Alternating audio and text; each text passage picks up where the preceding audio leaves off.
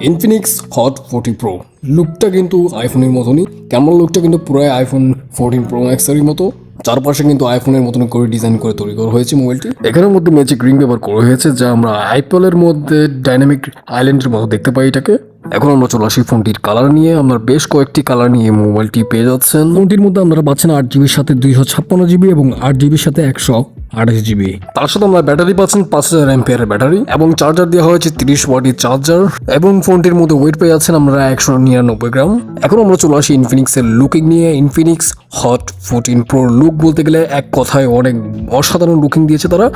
আমার মনে হচ্ছে ইনফিনিক্স কোম্পানিটা একটু আইফোন দেখাবার জন্য, একটু ভাব নেওয়ার জন্য, কম বাজেটের মধ্যে, তাই এভাবে তৈরি করেছে তারা। হ্যাঁ, আমার ভালো লেগেছে লুকিংটা, আমার থেকেও হয়তো এরকমই লাগছে, ফানভাবে বলছি। ফোনটির মধ্যে ডিসপ্লে সাইজ দিয়েছে তারা 6.78 ডিসপ্লে। ফোনটির ক্যামেরা দিতে আমরা চলে আসি। ফোনটির ক্যামেরা পেয়ে যাচ্ছেন 108 মেগাপিক্সেল এবং ফ্রন্টের ক্যামেরা পেয়ে যাচ্ছেন 32 এবং 2 মেগাপিক্সেল। ভিডিওর মধ্যে আমরা ব্যাক ক্যামেরাতে 1080 এবং 2K দিয়ে ভিডিও রেকর্ড করতে পারবেন 30 APS এ।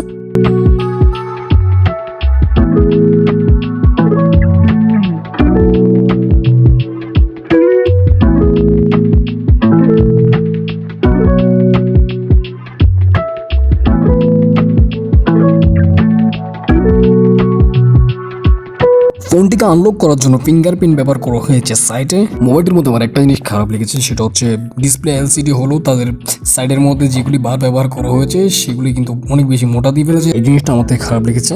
আর মোবাইলটি হলো একটা বাজেট শোর মোবাইল। এখন চলে আসা যাক মোবাইলটির বাজেট নিয়ে, প্রাইস নিয়ে। বাংলাদেশের এখনও লঞ্চ করা হয়নি মোবাইলটি, 2-1 মাসের মধ্যে বাংলাদেশে চলে আসবে, অ্যাভেলেবেল হয়ে যাবে। আর মোবাইলটির প্রাইস যদি হিসাব করতে চাই, বাংলাদেশের এটার প্রাইস পড়তে পারে 19,000 টাকার উপরে, এদিক ওদিক হতে পারে। আর মোবাইলটির মধ্যে আমরা যেটুকু আশা করেছিলাম তার থেকে তেমন একটা বেশি পাইনি, তেমন কমই পাইনি, বরাবরই পেয়েছি। আর মোবাইলটি যদি আপনি গেমিং হিসেবে নিতে চান তাহলে গেমিং দিক দিয়েও আমি ভালো রেজাল্ট পেয়ে যাবেন। আপনি যদি গেমের জন্য নিতে চান অনলি মোবাইলটি নিতে পারেন। আর অন্যান্য পারফরমেন্সগুলি ক্যামেরার দিক দিয়ে মোটামুটি পেয়ে যাবেন, আর গেমের দিকে একটু ভালো ভ্যালু পেতে পারেন, কারণ এই 8 জিবি র্যামের মধ্যে তো বুঝতে পারছেন। ভিডিওটির মধ্যে আমি বেসিক জিনিস নিয়ে আলোচনা করেছি, তেমন একটি সব কিছু কোনখানে আমি আলোচনা করতে পারিনি অন্যান্য রিভিউদারদের মতো, কারণ এখানের মধ্যে আমি এতটা সময় নিয়ে বানাতে পারিনি ভিডিওটা। সো যেগুলো বেশি দরকার বেসিক জিনিস সেগুলো নিয়ে আমি ভিডিওটা তৈরি করেছি। সো আশা করি ভালো লাগবে। ধন্যবাদ।